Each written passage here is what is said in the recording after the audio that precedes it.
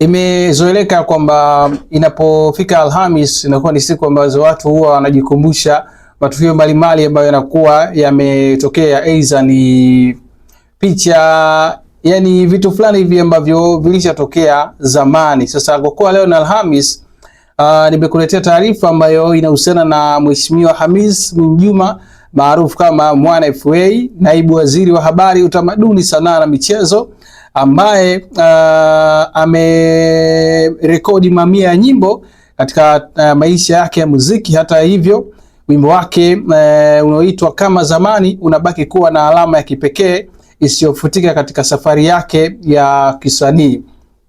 Kupitia ukurasa wake wa Instagram, naibu waziri namzungumzia Mwana FA ameeleza namna uandaaji wa wimbo wake Kama Zamani ulivyokuwa tofauti, akiwashirikisha wanamuziki na wasanii mahiri wakiwemo Kilimanjaro Band, bila Bombega pamoja na Mandojo, bila kumsahau Domo Kaya, huku mtayarishaji wa muziki akiwa ni P-Funk Majani.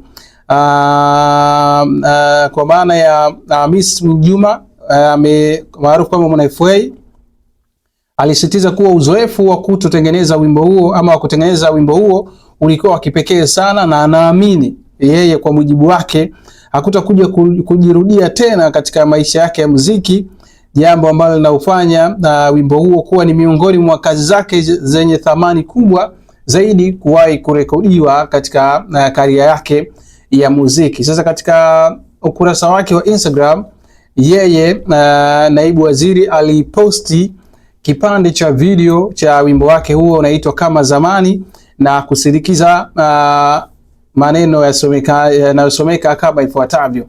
Ameandika kumbukumbu za Jumamosi jioni ulikuwa ni usimamizi wa 100% wa The Kilimanjaro Band, Njenje na P-Funk kwenye kuunda wimbo huu. RIP mzee wangu Waziri Ali, RIP Bab Modi, RIP Mafumu Bilali Bombenga. Sijawahi kukutana na experience ya kurekodi ya namna ile, na nadhani sitakutana nayo tena maishani. Wazee walibuni instrumento, tukaifanyia mazoezi kama wiki 2 hivi, tukaenda kwa Paul wakatufanya mimi na Mandojo, RIP my brother, Manda Vaku na Domo Kaya, tuimbe mwanzo. Umeona, tuimbe mwanzo mpaka mwisho, wakati wao wanaipiga na Majani anayerekodi kupata arrangement kama mnavyosikia, then tukaanza kuingiza vocals Njenje bala kabisa. Producer ni Majani.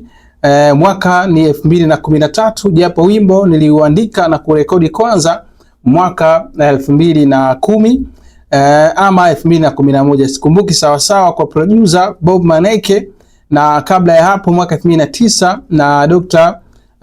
Marco Charlie. Hii ya mimi kuhangaika na nyimbo kabla ya kuzikubali zimetimia ni hadithi ya siku nyingine.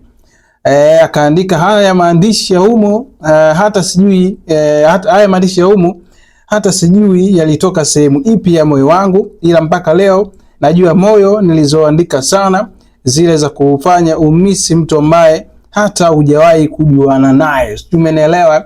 Huu ni wimbo ambao ulitoka mwaka 2013 kwa mujibu wa andiko hili ambalo ni andiko ambalo amelishare Mheshimiwa Hamis Mwinjuma maarufu Mwana FA. Unaweza kumuita naibu waziri wa habari, utamaduni, sanaa na michezo kwa hivi sasa, akizungumzia jinsi ambavyo wimbo wake Kama Zamani ni wimbo usiofutika kwenye kumbukumbu za maisha yake ya kimuziki.